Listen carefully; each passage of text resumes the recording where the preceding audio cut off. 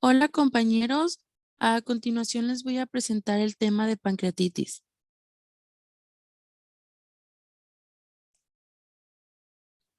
Bueno, primero voy a hablar un poquito de anatomía y fisiología. El páncreas es tal vez el órgano que la mayoría de los cirujanos prefiere evitarlo e incluso no palparlo a menos que sea necesario. Está situado en un punto profundo en el centro del abdomen. Lo rodean múltiples estructuras y vasos sanguíneos mayores. Un traumatismo en apariencia menor al páncreas puede inducir la liberación de enzimas pancreáticas y generar pancreatitis que ponga en peligro la vida. El páncreas es un órgano retroperitoneal situado en una posición oblicua hacia arriba desde el asas en C del duodeno hasta el hilio esplénico. En adultos pesa 75 a 100 gramos y tiene alrededor de 15 a 20 centímetros de largo. Su ubicación tan profunda en el abdomen y su confinamiento en el retroperitoneo explican la naturaleza poca localizada y en ocasiones mal definida con la que aparece la afectación pancreática. Eh, de manera característica, los cirujanos describen la localización de la anomalía intrapancreática en 4 regiones: cabeza, cuello, cuerpo y cola. La cabeza se aloja en el asa en C del duodeno y es posterior respecto al mesocolon transverso. Justo detrás de la cabeza del páncreas se encuentran la vena cava, la arteria renal derecha y ambas venas renales. El cuello del órgano se descansa directamente sobre la vena porta. En el borde inferior del cuello se une la vena mesentérica en un punto superior respecto a la vena esplénica y a continuación prosigue hacia el hilio hepático como vena porta.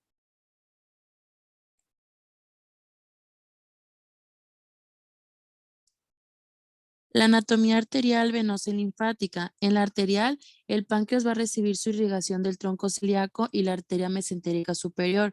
Una vez que han penetrado las arterias en el páncreas, las mismas se van a interconectar a través de una rica red de anastomosis arteriales que hacen del páncreas un órgano particularmente resistente a la isquemia. Aproximadamente del 10 al 25% de la irrigación vascular total del páncreas va hacia los islotes. Por lo tanto, estas células constituyen del 1 al 2% de la masa pancreática y son irrigadas de 10 a 20 veces más que la secreción exócrina, perdón. La anatomía venosa, el drenaje venoso del páncreas va a drenar en el sistema porta a través de la vena esplénica, la vena mesentérica superior, la vena mesentérica inferior y la propia vena porta. La vena esplénica va a discurrir por debajo de la arteria esplénica en la porción posterior del cuerpo y la cola del páncreas y se va a unir por detrás del cuello del páncreas con la vena mesentérica superior para formar la vena porta. La vena mesentérica inferior puede drenar en la vena esplénica 60% o en la vena mesentérica superior el 40%.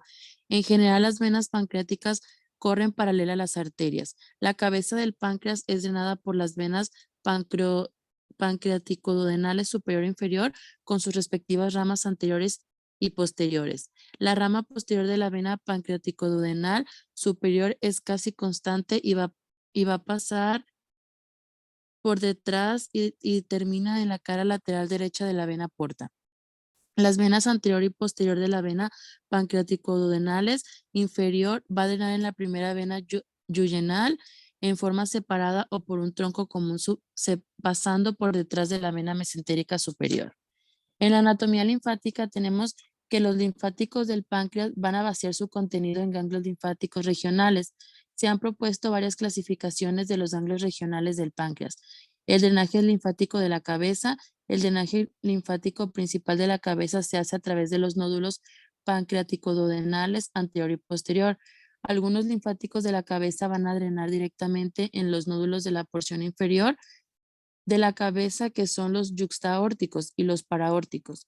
Los linfáticos eferentes de los nódulos pancreaticoduodenales anteriores van a drenar en nódulos de la porción inferior de la cabeza. Y el drenaje linfático del cuerpo y de la cola del páncreas, la mayoría de los linfáticos del cuerpo y de la cola van a drenar en los ganglios esplénicos. Algunos linfáticos también drenan directamente en nódulos de la porción inferior de la cabeza o paraórticos.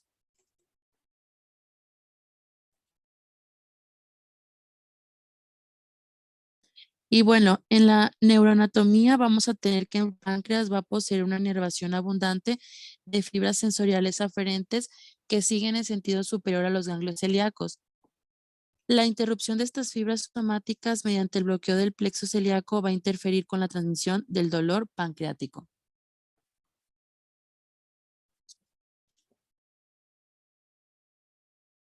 Y bueno, aquí puse un mapa conceptual o un esquema del páncreas exócrino y endocrino. El páncreas es un órgano de secreción exócrina y endocrina. En cuanto a su función exócrina, produce una serie de enzimas como las lipasas que van a ayudar a la metabolización de ácidos grasos y proteínas. Y entre sus funciones endocrinas cabe destacar la acción de islotes de Langerhans, que son unas agrupaciones celulares complejas de unas 3.500 células que están suspendidas en la masa del páncreas exócrino. Los islotes están separados del tejido exócrino por una cápsula conectiva y por células gliales.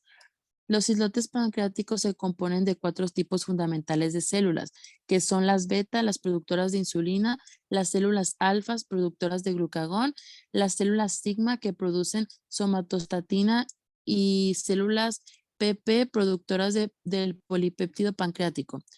Funcionan como una especie de fábrica de insulina, la cual actúa como una llave que se une a receptores específicos celulares y abre la puerta de nuestras células para que los hidratos de carbono puedan ser utilizados por las enzimas y conseguir su aporte de energía para seguir viviendo.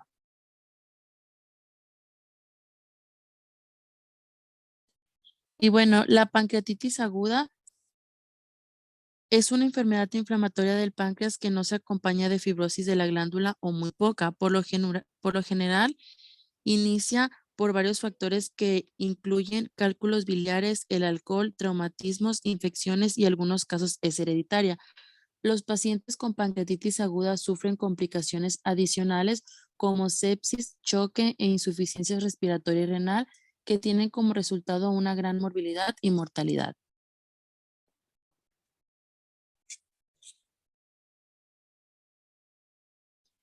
Y bueno, en la fisiopatología tenemos que ocurre en grados variables de gravedad y sus determinantes son multifactoriales. El concepto general que prevalece en la actualidad aduce que la enfermedad va a iniciar con la activación de simógenos digestivos dentro de células acinares, los cuales las van a lesionar. Algunos estudios sugieren que es posible determinar la gravedad final de la pancreatitis resultante por los acontecimientos que tienen lugar en un momento posterior a a la lesión de las células acinares. Es posible mencionar la incorporación y activación de células inflamatorias y generar la liberación de citocinas y otros mediadores químicos de la inflamación. Y bueno, en el cuadro clínico tenemos que todos los episodios de pancreatitis aguda se van a iniciar con dolor intenso, por lo general después de una comida abundante. El dolor es epigástrico, pero puede aparecer en cualquier parte del abdomen o en la parte inferior del tórax. Por lo regular se describen como puñalada o transfictivo hacia la espalda y se alivia cuando se inclina el paciente hacia adelante. Entre los, entre los signos y síntomas más habituales vamos a tener el dolor en la parte alta del abdomen, el dolor abdominal que se extiende hasta la espalda, el dolor abdominal que empeora después de comer, la fiebre, el pulso acelerado, las náuseas, los vómitos y la sensibilidad al tocar el abdomen.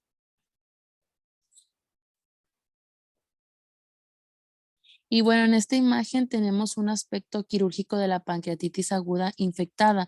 La infección peripancreática, que se caracteriza por exudado mucopurulento, se extiende mucho más allá de los límites del páncreas en el retroperitoneo.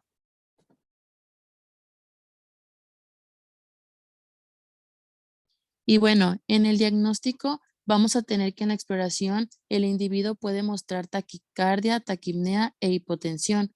En la pancreatitis no complicada la temperatura está solo apenas elevada.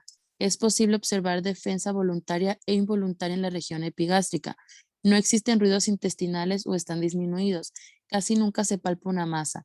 El abdomen puede estar distendido con líquido intraperitoneal y es posible el derrame pleural, en particular en el lado izquierdo. Para esto es necesaria una ecografía. El manejo medio para confirmar la presencia de cálculos biliares cuando se sospecha pancreatitis biliar. De igual modo, reconoce dilataciones ductales extrapancreáticas y revela edema, tumefacción del páncreas y acumulaciones peripancreáticas de líquido. Y también la tomografía computarizada de contraste es el estándar de referencia para detectar y estimar la gravedad de la pancreatitis.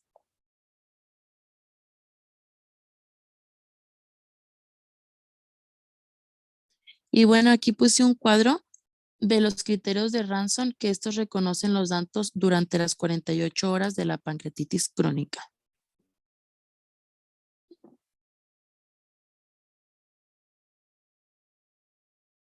Y bueno, en el tratamiento, el inicial y el más importante es el cuidado intensivo conservador con los objetivos de restringir alimentos y líquidos por vía oral, restituir líquidos y electrolitos por vía parenteral, valorados mediante la presión venosa central y la excreción urinaria y controlar el dolor.